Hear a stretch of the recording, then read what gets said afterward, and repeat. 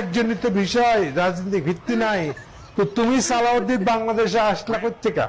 কে তুমি? হ্যাঁ, নিজের বাপের জন্ম না হলে তোমার জন্ম হয়?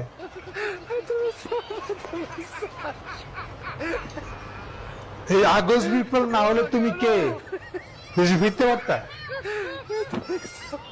ওইখানে মরে পড়ে থাকতা লটকায়। কবর হতো কিনা আমরা বলতে পারবো না।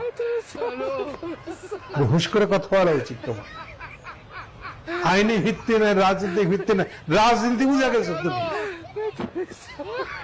রাজনীতির কি বুঝো? ছিল একটা কেরানি,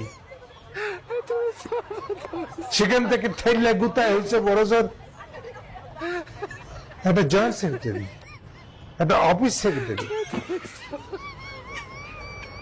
তারপর ঠেলে গুতায় রয়্যাল এজেন্ট হিসেবে বাংলাদেশ ঢুকে তুমি এখন হয়ে গেছে বিশাল একটা কুতুব, কনস্টিটিউশনের একটা বিশেষজ্ঞ।